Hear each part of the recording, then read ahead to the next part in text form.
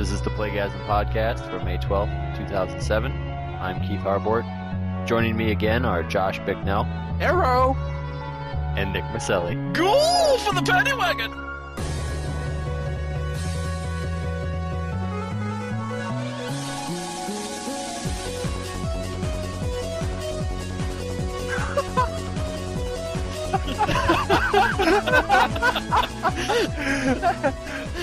Greatest line in the history of video games. Most definitely. For those who don't know, that's from Calling All Cars on the PS3.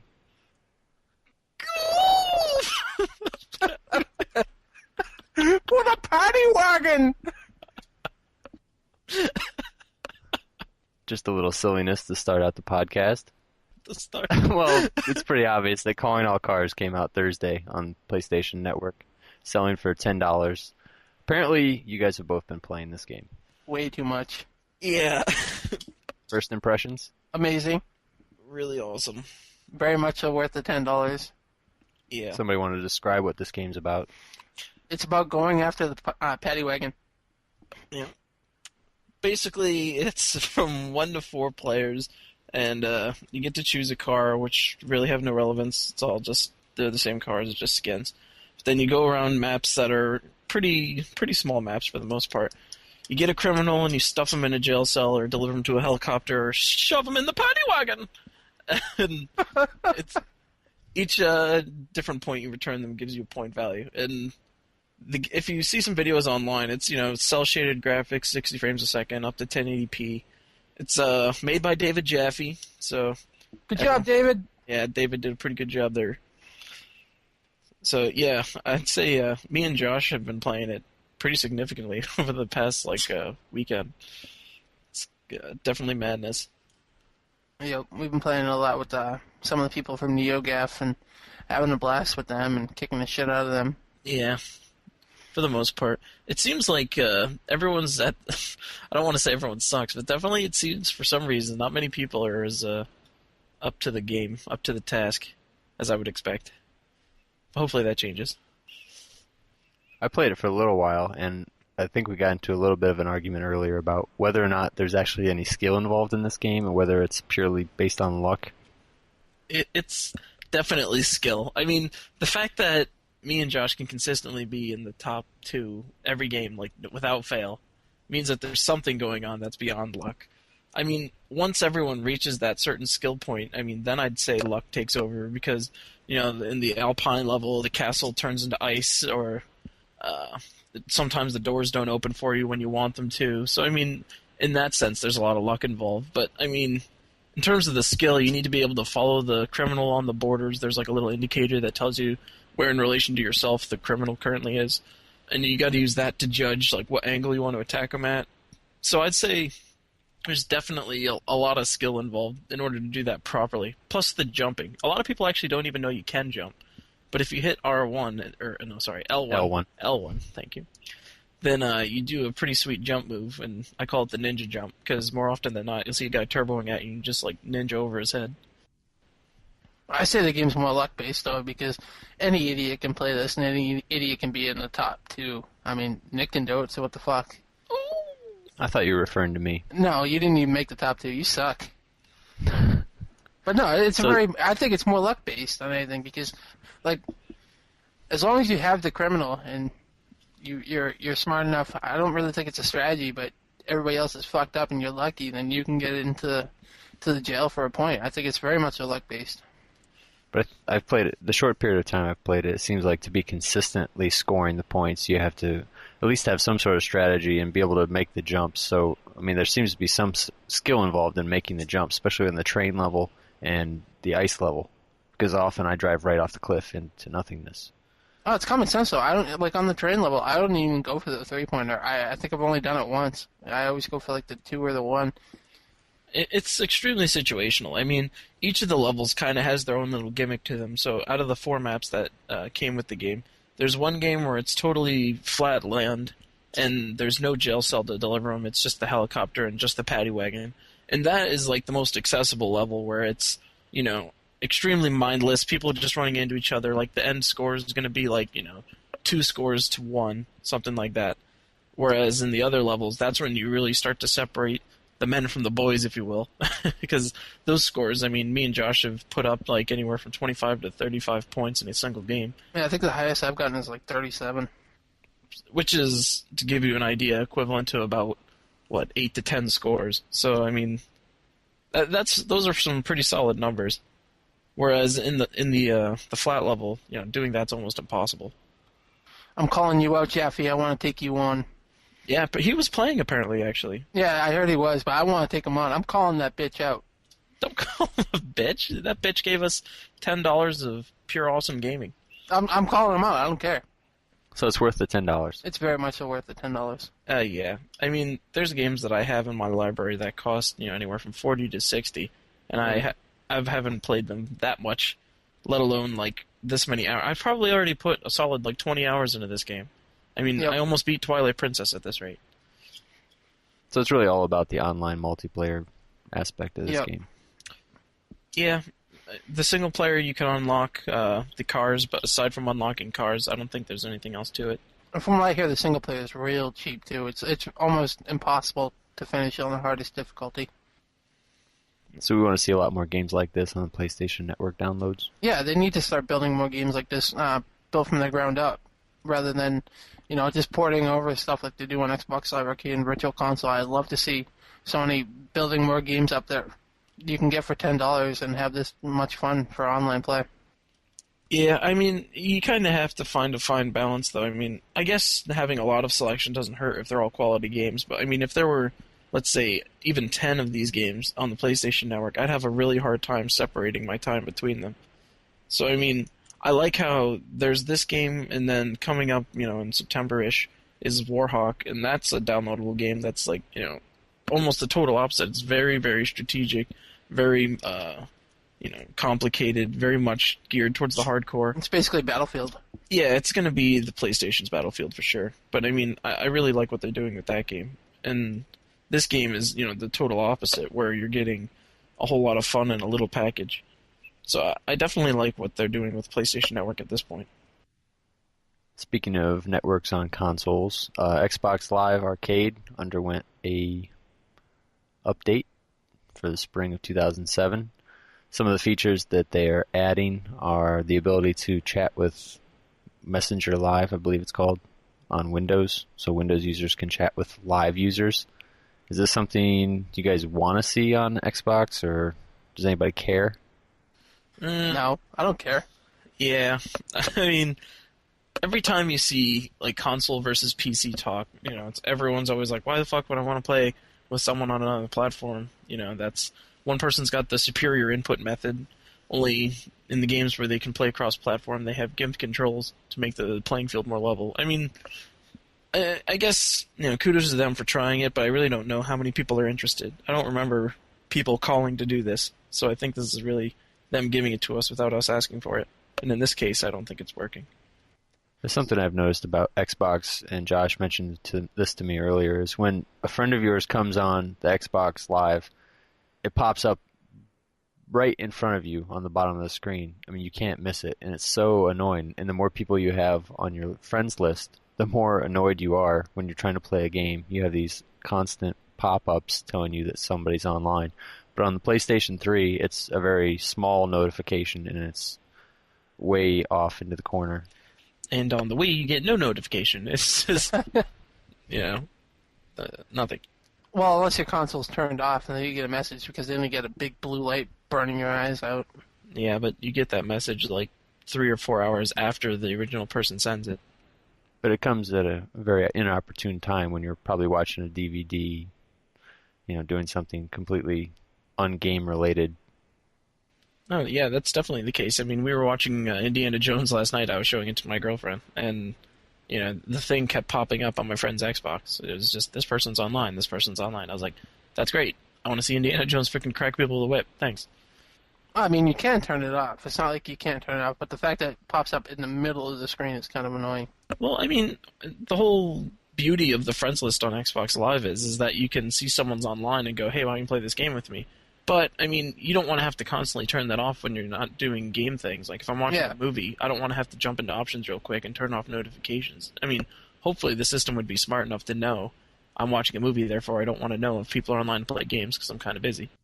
One nice feature that's in the update is the extension of the background download function that lets you set your Xbox 360 to turn off automatically when your downloads are complete.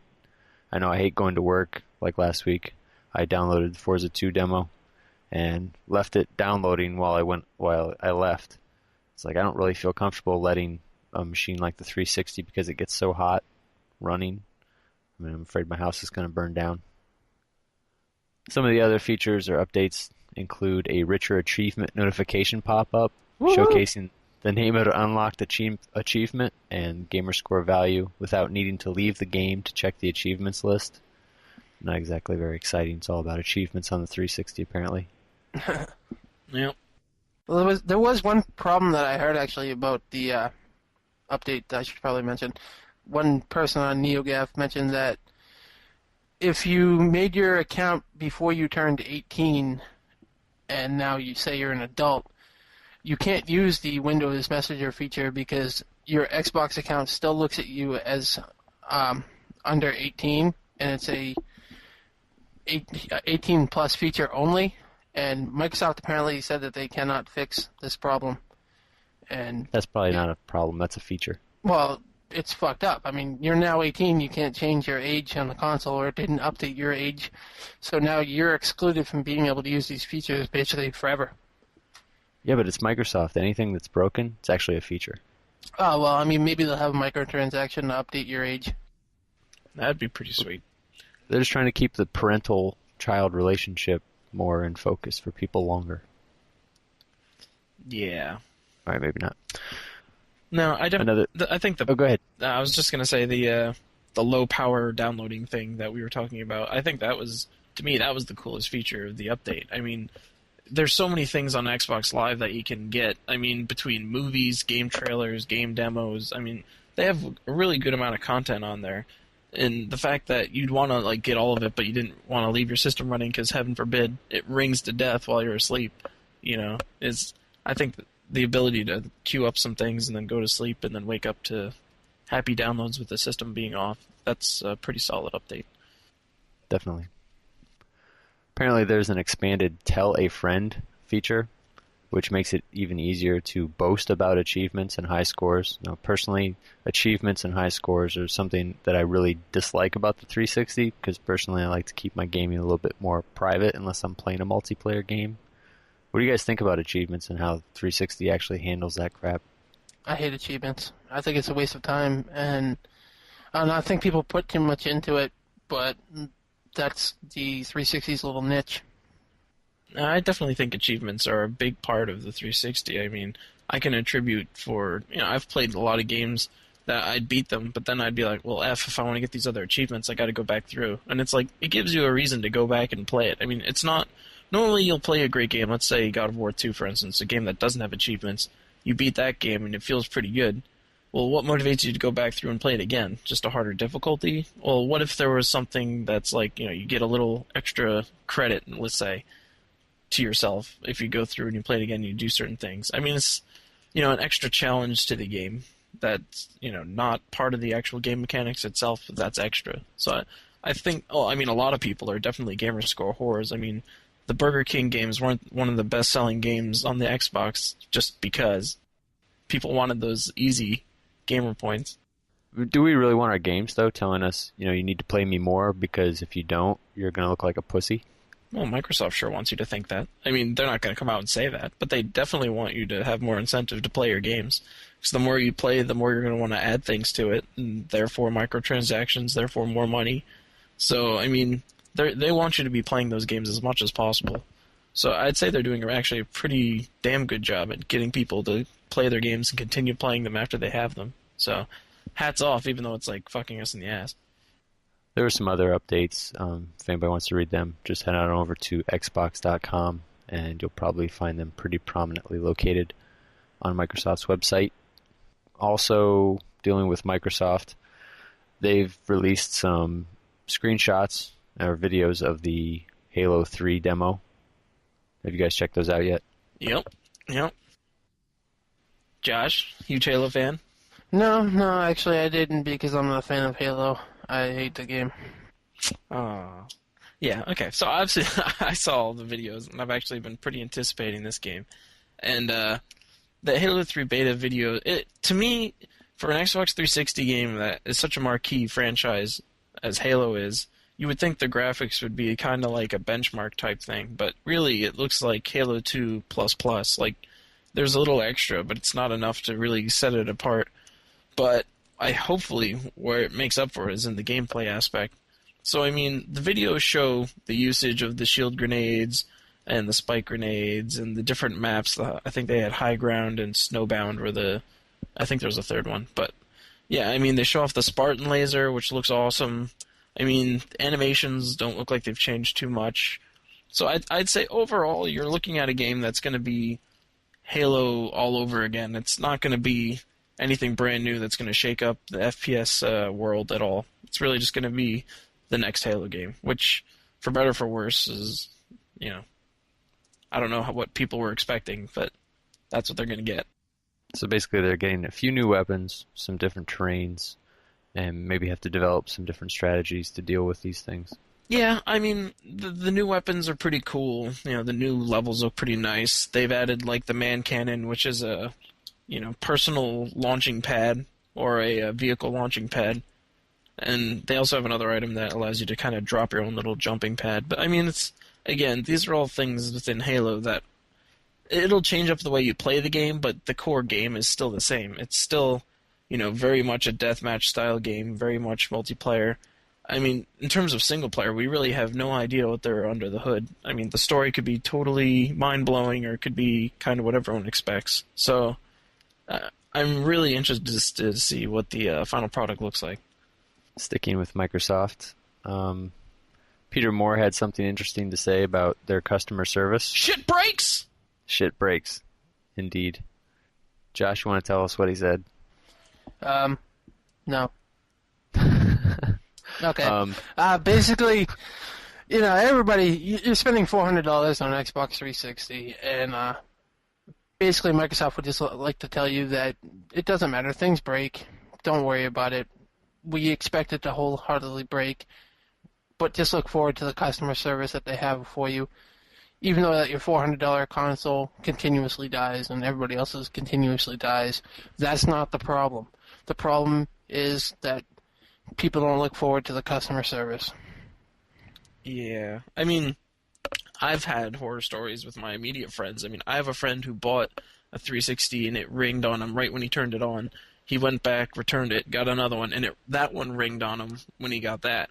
And then the third one, he made them try it out in the store first because he didn't trust them to walk out with it. So he's had that one ever since. So, I mean, 2 of them broken right out of the box, plus all the horror stories you hear online. Houston, we have a problem. And I don't know if they're addressing it aside from call our customer service, which is fantastic. No, there is no problem. I'm sorry, but you're mistaken. There is no problem. Things break. You need to expect this. Yeah, I forgot, shit breaks, especially when you put it together pretty crappily.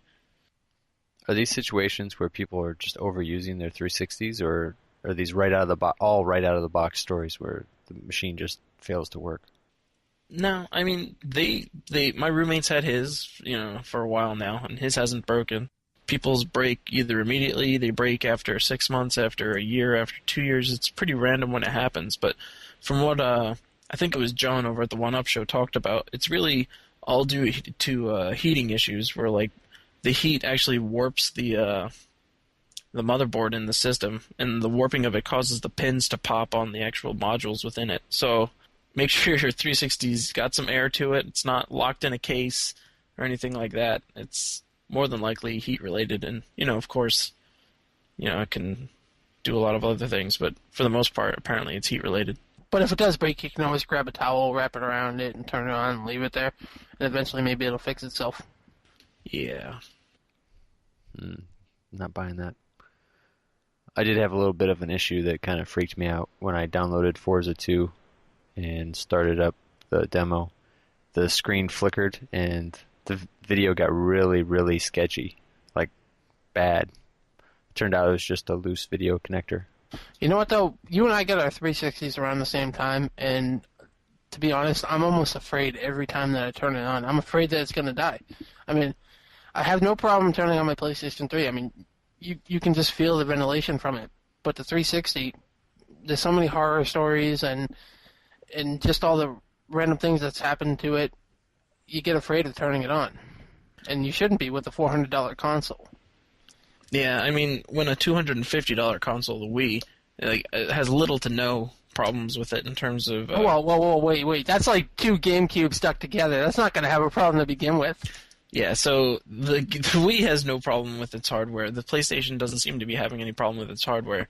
And I mean, you have two ends of the spectrum there. You have one system that's extremely advanced with all the new stuff in it, in your PS3, built solidly. And then you have your, Wii, which is your GameCube 2.0, whatever, with Waggle.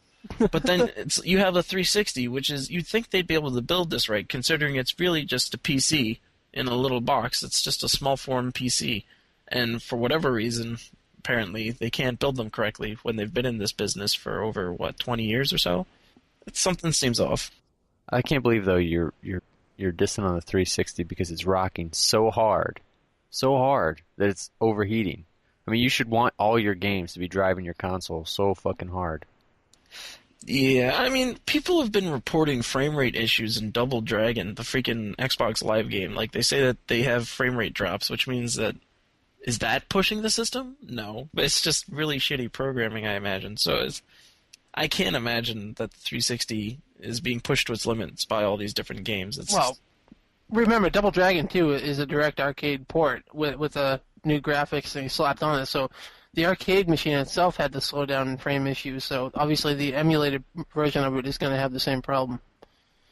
It's just pretty bad. I mean, I love the 360. I love the games on the 360. As Josh said, every time you turn that thing on, you're afraid that something's going to bad happen to it. I mean, there was a whole topic of Peter Moore introducing folding on the Xbox 360, and like everyone said, no, why would you do that? Why would you leave your system running at full capacity, like for extended periods of time? You're just begging for these things to break.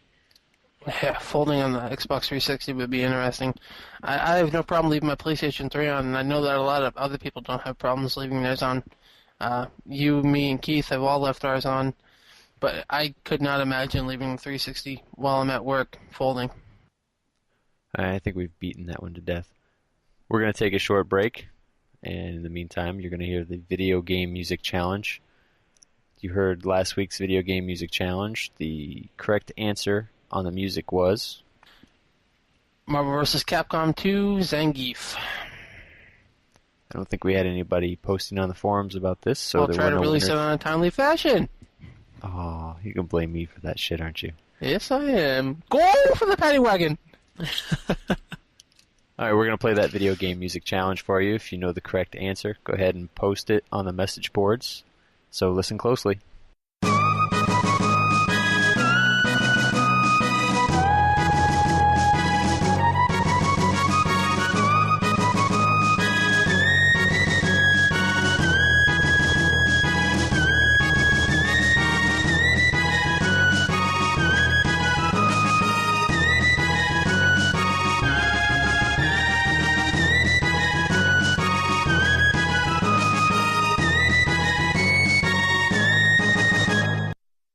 We're back, and Josh is just dying to talk about Spore, which has just recently been announced. Won't likely be out before 2008. Woohoo! Is this quickly turning into vaporware, a la Duke Nukem Forever, or is this something that's actually low. coming out? That's low. That's very low. No, when they announced Spore in, what was it, E3 2006, I really wanted that game. I was really excited for it. I thought it was going to be really interesting, and it could have been something amazing if they got it out, but apparently they don't really want it out, and they don't want to make money, which is weird because it's EA, and they love money. It seems like, Will Wright is really trying to go above and beyond everyone's expectations with this game. And I mean, they were pretty silent about it for a while. Then they showed us a little demo, and then they were really silent, and then they showed us another demo. And now they've been extremely silent, and now we hear that it's delayed.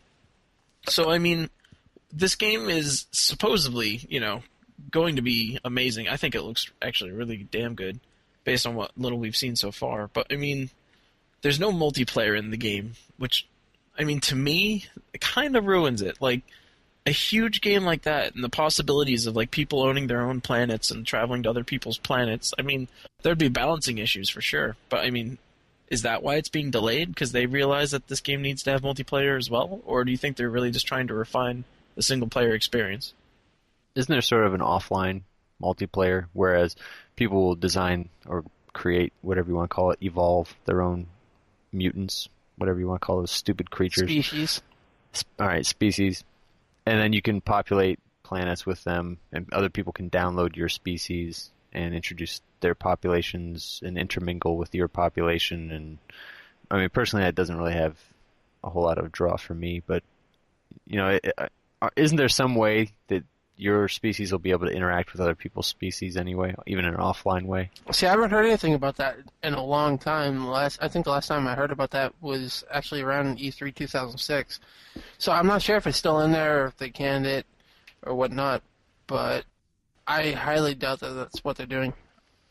I don't think anyone has a solid idea of where that game is right now. I mean, I haven't heard any of gaming journalism talking about this. I haven't heard anything about it at all, besides the fact that it's delayed now. So, I mean, based off of the 2 demo videos that we've got, it's kind of hard to get a sense of what they intend to include in this game. You know, what exactly are we going to get out of this? I'm not sure. It looks, again, to be awesome, though. I mean, the fact that we're all anticipating this game so much based off of a couple demo videos really speaks to Will Wright's vision in this sense. But, yeah, I have no clue what this thing's going to entail. Mm-hmm. I've got to be one of the biggest spore detractors. I saw the same videos you guys saw from E3 2006, and I'm just not psyched about this game at all. I mean, I see this game as completely pointless. Basically, you start out as a single-celled organism, and you don't evolve at all. Basically, you procreate, and then you manually transform your creature into whatever the next evolutionary stage is. But that's not what evolution is. Evolution's about survival of the fittest. But all you're doing is manually manipulating how you want your species to turn or change. You're playing God. You're playing God, which is totally the antithesis of what evolution is anyway. But that's the whole first part. And then apparently at some point your species evolved to a certain level where they're capable of space travel, and then they go and terraform and populate or interact with other species on other planets and try to convert them to their religion or whatever. Rape and pillage! To me, this game just kind of seems pointless. It's like we've got this idea of what we think a game should be, and yet none of it really seems that much fun to me, because it's like we're going to throw a whole bunch of crap together that may or may not even be fun for a little while. Like the evolution thing, playing with the editor, the tool that lets you change your species from one generation to the next. You know, that's kind of cool, but after that, it just seems really boring. You might as well go play Destroy All Humans. I see this game as like a weird combination between like Viva Pinata and like The Sims. Black and white. Yeah, black and white for sure. And then like maybe a little bit of Warcraft or something in there, where it's basically you're building up a civilization and, you know, molding the way that they live. So that's your Sims. And then you've got all these cute little creatures that you want to like mate together to like possibly create new ones. I mean, not verbatim, it's not going to happen quite like that, but at the same time, you know, there's your Viva Pinata. And then there's fighting going on, so you can go to other planets and shoot stuff with your advanced spaceships or have people fight each other. So there's your Warcraft. What the hell is the other game I said? Black and white, yeah. So, I mean, again, you're playing God. This isn't intelligent design going on. This is, you know, creationism going on. So, don't you run the risk with all of these ideas mashed together that people are going to say, you know, what the fuck, throw their hands in the air and say, you know, why am I playing something? Number one, each segment is going to be kind of complicated. I know they say it's procedural and really simple and anyone can do it, but to me, I think that's bullshit. Second, aren't people going to gravitate more toward one particular aspect of this game and really only focus on that one aspect, because they may only be good at evolving the creature to the point where it becomes sentient and can do space travel or whatever they have to do, or, you know, playing God.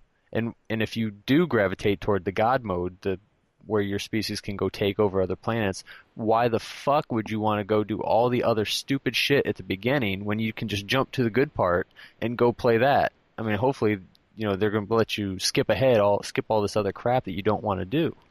I think that's part of the problem with this game is that there's too much in it. There's too much to do.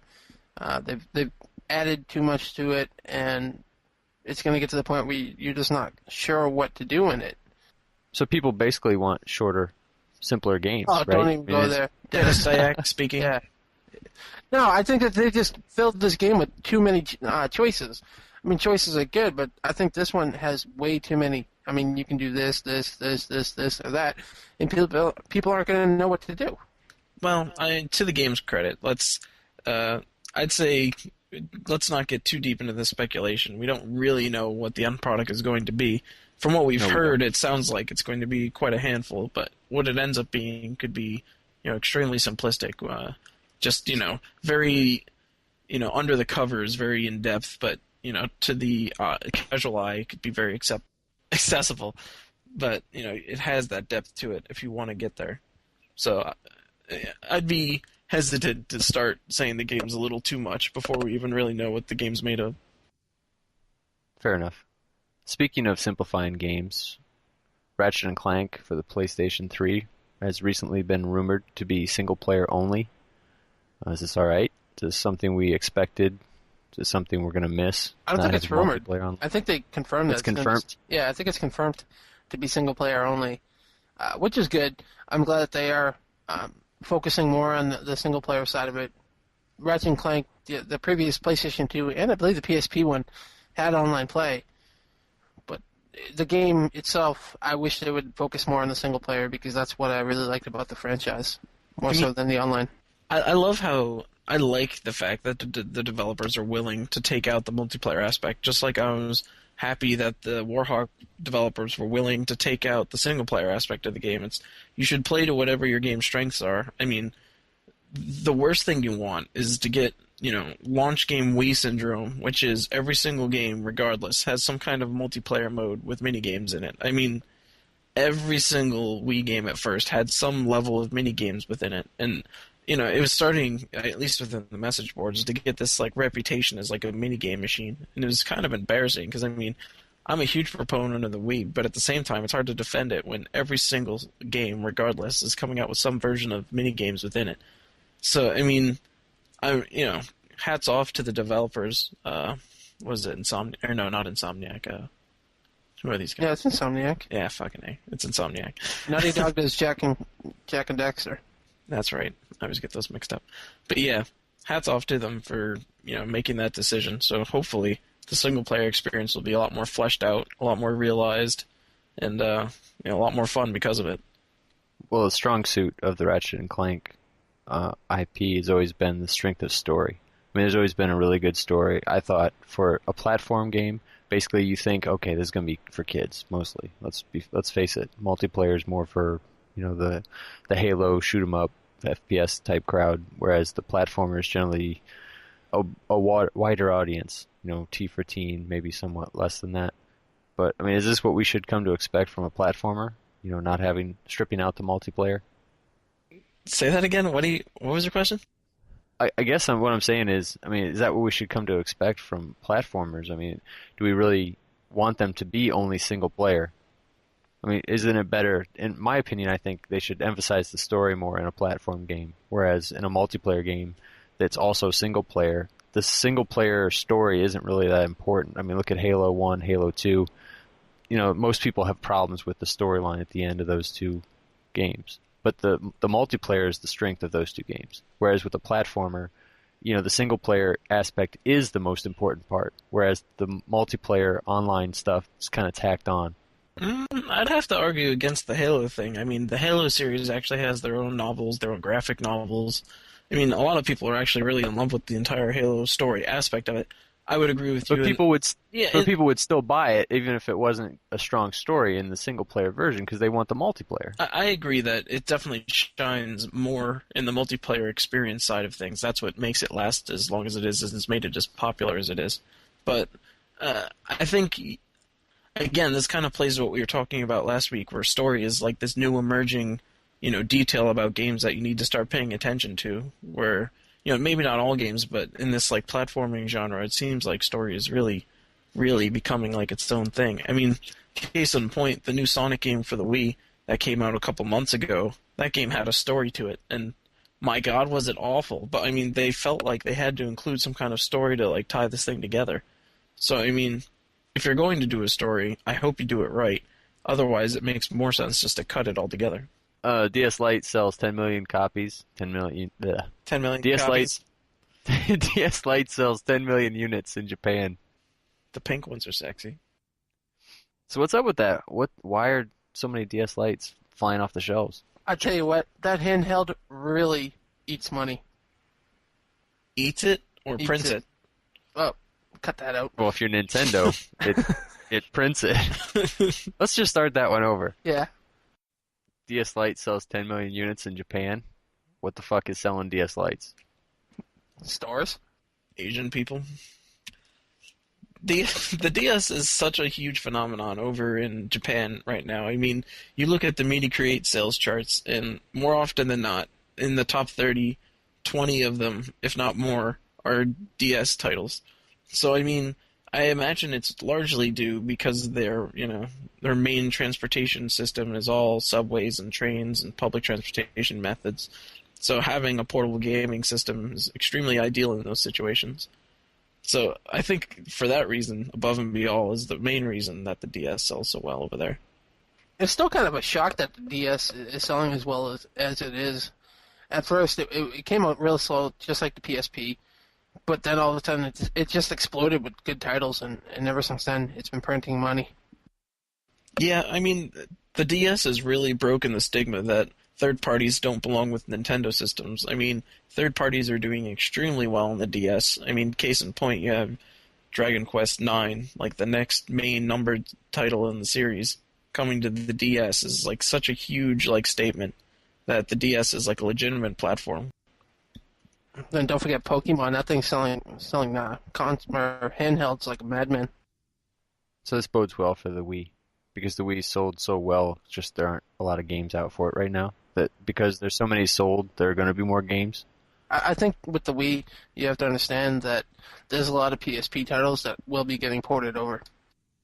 Yeah, I mean, the Wii is taking the DS mentality and applying it to a console. I mean, to me, it doesn't apply as smoothly as it does to the DS. I mean, a touchpad on a portable system makes a lot more sense versus a motion sensing pointing device does on a console. I mean, it works really well, but I mean, it's not as seamless as a transition. I mean, one thing that's a downside to it is that I currently have my PS3 set up, for instance, let's say, in my room, and I don't really have a lot of space to kind of jump up and down or swing my arms around, so for that reason alone, I'm not going to be able to put my Wii in my room, which means I'm going to be playing it less. So, I mean, the system in itself is great, but right now we're kind of in a title slump. The main games that everyone's really looking for are pretty far away. So right now the Wii is selling because of Wii Sports and media hype. And until... And price. Yeah, I mean, when your competitors are almost twice the price, or in the PS3's case, more than twice the price, I mean, it's such an attractive alternative. I mean, you can have a system for your kids to play for half the price for kids, I'd say, for equal or more than the fun. So the reason I bring up price is because I keep hearing on other podcasts that games sell the consoles, and I could not more strongly disagree. I don't think games sell the consoles. I think games can be a tipping point, making you decide whether or not you want to buy a console or want to buy a particular console that's maybe priced out of your normal price range. But to me, I think price is the biggest motivating factor of whether or not someone buys a console. I mean, when I say price is the main factor, I'm talking about the big consoles, not whether you buy an N-Gage or some piece of crap like that. But the main consoles, you look at the cheap price of the Wii, and you see, yeah, there's a couple fun games out there as compared to the 360 and its price, the PS3 and its price. I mean, it's sort of a no-brainer. If you only have $300 to spend, you're going to get the Wii. Well, I mean, you look at the three of us, we all have Wiis. We all had Wiis fairly early in the release. And only as of last weekend do we all have PS3s. Shh, no one needs to know about that. So Josh has a PS3. I have a PS3, and what's this? Keith has a PS3. Keith, why don't you tell them when you got your PS3? I'd rather not. Oh, come on. Okay, I'll tell. Last weekend after we recorded the podcast, we were just kind of hanging out, and I told the other two guys that, I was going to bed. It was about 11:30. About 11:45, I decided to put my shoes on and head to a nearby town and bought myself a PlayStation 3 and MotorStorm. And then I didn't tell them until, was it Thursday? Yeah. So Keith jumped on Craigslist and got up with some horny stalker, met in an alleyway, and got himself a PS3. And a reach around. No, Wally World's open all night. Oh, you guys are so wrong. Hey, it was a happy ending either way. Yeah, it really was a happy ending, wasn't it? But Josh was just pissed because I didn't tell him until Thursday. I know, you're such a bastard. It's It was hilarious. I said I wasn't going to tell you, and I didn't. I was taunting him all week, saying well, at least I have a PS triple. I got ABAP and I'm balling. And all of a sudden he's like, oh yeah, well I got a PS3 too. And I was like, God damn it. I'm no longer cooler. Well, alright. Well, now that you have a PS3, you just kind of made a statement about how price is the selling point and the games are a tipping point. So for you, what validated the $600 purchase? Was it because me and Josh had it? And was it because there were certain games you were looking forward to? Was it the Blu-ray player? What was it? It definitely was not the Blu-ray player. In fact, I've probably been one of the biggest advocates of Sony not putting the Blu-ray player into the PlayStation 3 because it drove the price up an exorbitant amount. But probably the tipping point was when I saw the videos of Home and Little Big Planet. And those two games, I know they aren't, well, Home's not really a game, but those two things, when they come out, I think are going to be a huge tipping point for most people. And I think the main reason I went out and got the PS3 is because I had some money coming in and didn't really have anything else to spend it on, and my Dell notebook died on me last Sunday, so I was kind of at a loss right there. I was sad, depressed, needed something to take the place. The PS3 will console you. I think so. So if the price is so high and you're a big advocate of Nintendo, Nick, then why did you get the PlayStation 3? I mean, really, I am such a huge online gaming fan that the Nintendo system pissed me off. In that sense, I was really hiding the fact how I always had this chip on my shoulder about how they weren't embracing online yet, and I totally understand where they're coming from, and they'll make their money without the online. But me being an older gamer and definitely a more social gamer, I really need the online point. And for me, it was, do I want an Xbox or do I want a PS3? And I mean, I see what the PS3 has coming in terms of exclusives, and I'm a big Final Fantasy fan. I love the Metal Gear series. I knew that Warhawk was coming, Calling All Cars. So I mean, first-party Sony stuff is really, really, really, really nice. And Xbox is still proving itself to me. I love the system, but with the hardware failure rates and the trillion different SKUs they have out there, to me it was you guys all have PS3s. There's games coming on the PS3.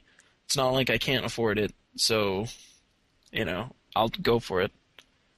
And I've been extremely happy. I think I've been playing it every day since I've got it. Yeah, you have. I always see him playing the folding at home game. Yeah, that's a sweet one. The Cure Cancer game. It's like Trauma Center, only real. Josh, you have all three consoles now. What have you been playing the most? As of this week, I've been playing Calling All Cars, but as for the console itself, the PlayStation 3, I haven't, like I said last week on the podcast, I haven't touched my Wii for months until me and my brother probably... Yeah, I haven't broken As opposed to his penis? Yeah. I love playing with my penis, but I can only do it so much before I get sore. No, I've been playing the PlayStation 3 the most. The games I want are on it, and they're coming. And the reason why I spent $600 on the console was I looked at it from a different point from everybody else. I looked at it as it's more future-proof than the Xbox 360 and the Wii. So I use that to justify my purchase. But you're keeping your 360. As of right now, I don't know. I got a pretty good offer on it from somebody I work with, so who knows, I might end up selling it. Wow, that's surprising to me. I mean, I consider myself the most casual gamer of the three of us, and I have all three consoles, and I'm really not anymore considering selling any of them. Not even the Wii? No, right now I think I'm going to keep the Wii. I mean, it's something that I know there's always going to be something I can pick up and play. You know, if I want a quick, short gaming experience, I know there's something on the Wii that I can play, whether it's WarioWare, if it's Wii Sports, just, a quick pickup game. It's there for me. I mean, the consoles to me right now, I mean, I only have a PS3 and a Wii right now with my roommate having a 360. But I mean, to me, they all serve their niche purpose. I mean, the 360, for better or worse, is a first-person shooter machine. I mean, there's other things on it for sure. But, for the most part, all the top-selling games on there are first-person shooters. And I love first-person shooters, and I love console first-person shooters.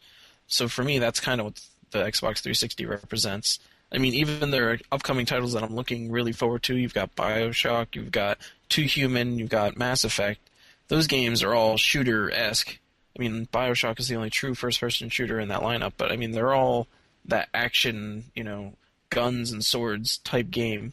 So to me, that's what the Xbox is. PlayStation, I mean, the fact that I'm playing Calling All Cars, and to me, Calling All Cars is a game that you would expect on the Wii, let's say. Like, if that game was on the Wii, and let's say they introduced Waggle and somehow, would you pay $50 for that game? I mean, after having played it, I'd say I'm probably getting $50 of fun out of it. And if it was on the Wii, I mean, those graphics are good enough for the Wii.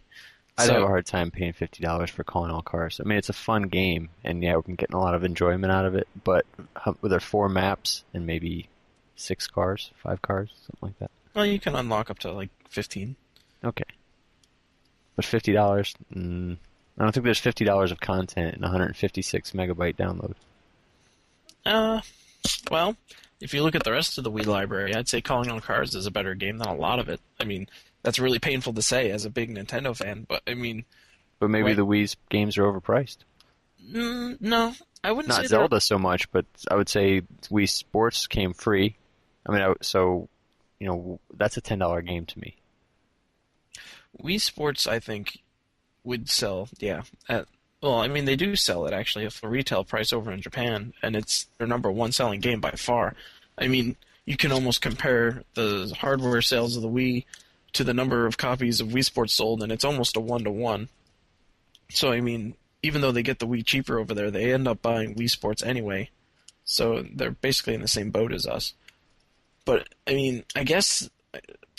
maybe we're saying that it's only a $10 game, but that's because we take it for granted that we actually own it. But, I mean, over in Japan, I guess they'd say it's very much worth the $40, $50 that they end up spending. Whatever that turns into in yen, like 50 billion yen. I don't want to completely change the subject, but Nick, you kind of touched upon this, that maybe we should look at consoles not so much on comparing them one to the other, but talk more about the different types of games we play with these, and maybe we're changing the way we use consoles. I mean, there's a lot of things you can do with the 360 that you can't yet do with the PlayStation 3 or the Wii, like streaming media to them. But there's also a lot of people who are going to put a console in each one of their rooms. I mean, maybe they're going to have a rec room that's going to be their primary gaming room. They may have the PS3 plugged into that TV, and they may have, the Wii might be hooked up to their kids' TV in their bedroom, and the 360 might be in another room. I mean, maybe we're seeing lots more houses with multiple consoles hooked up to multiple TVs. I mean, they're all fighting to be the centerpiece in your family entertainment center. I mean, the Wii, one of their, it's one of the comments that, or one of the stories that you constantly hear about is that Iwata came up to the group coming up with the hardware for it, and he had a couple of DVDs in his hand, and he said the console cannot be any bigger than this because we want people to have it next to their TV and not look like a big clunky piece of shit. So, I mean, they're thinking about it. And Xbox has always talked about how they want it to be in your living room. They want it to be your media center.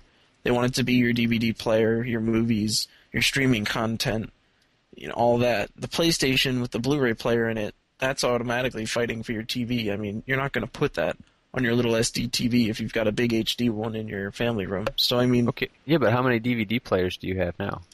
Well, I mean, the fact that DVD players are a dime a dozen now, I mean... We've got one in the 360, we've got one in the PlayStation, we own an external one, so we have 3, and that's for one TV. We have 3 DVD players on one TV. So, I mean... That's crazy. Yeah.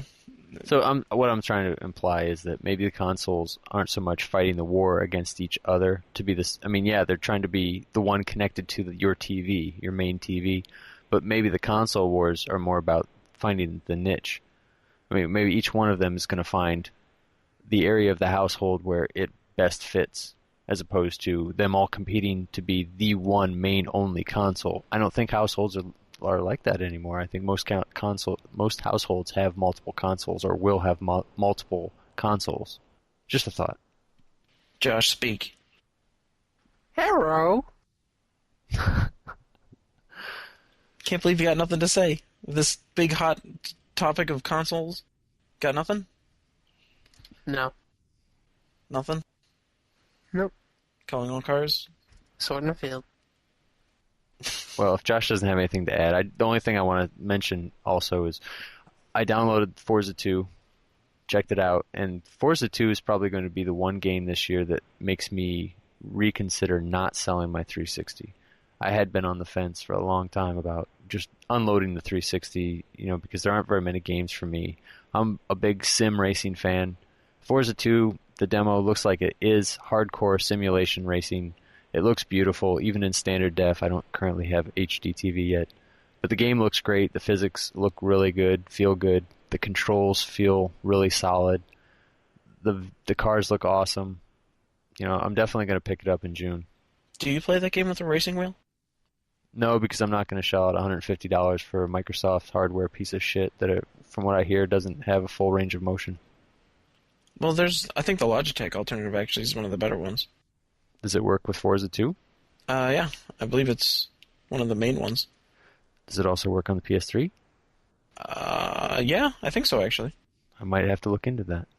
But, from what I've heard about the Forza demo, my roommate downloaded it, I was watching him play it, and he said that the racing in it feels, probably like the best racing he's ever felt in a game before. The force feedback in that game is great, and it really makes you realize how much you wish the PS3 still had force feedback. MotorStorm feels awesome, but without the force feedback, MotorStorm's kind of missing that, realism to it, even though it is extremely realistic. But force feedback in racing games, to me at least, that's always a huge part of it, because you use that force feedback to get a sense of the current status of your car, whether you're on dirt, or gravel, how your engine's doing, stuff like that. So, to our listeners, it's pretty obvious that we've all been playing Calling All Cars a lot. I apologize for the fact that we've been bringing it up almost in every topic in some level, but I guess it just goes to show you that, for a $10 game, we're getting quite the experience out of it. It's like crack. Yeah. In fact, that's probably what I'm going to go do right now. What the hell, Josh? 20 listeners who are still listening, if you are playing Calling All Cars and you go online and you see a game called Playgasm, that's probably us. So hop right in, enjoy. God damn it. We look forward to the challenge. Get away from me, Nick! Me and Josh have been pretty devastating online right now. And I'm usually not one to brag, but it's kind of I'm frustrated that no one else has been really giving us a challenge. I want a challenge, and hopefully Jaffe takes Josh up on his challenge and doesn't take offense to him calling him a bitch. I'm sorry, Jaffe. You're not a bitch. You're actually one of my favorite game developers. And I do want to challenge you. I want you. I want you. He wants your cack. I want your cack. Well, actually, no, you are kind of having his cack. I want your bobblehead. Yeah. That's all we've got for the Playgasm podcast. Hope you enjoyed the show. Remember, you can join the Folding at Home team from Playgasm.com. You can use number 69616. Just enter that into your PlayStation 3 or your PC or both. You might want to remember to change the name of your PlayStation 3 so that the system name just doesn't come up PlayStation 3, or we'll have a million PS3 people on there. I guess it says PS3. Anyway, Yeah. So that's all we have for the show. We're going to go play some Calling All Crack. Let's go, bitches! Yeah. Please join us in the games. We'll be making Playgasm games, and we very much look forward to your Kicking challenge. your ass. Yeah. Come on, Jaffe.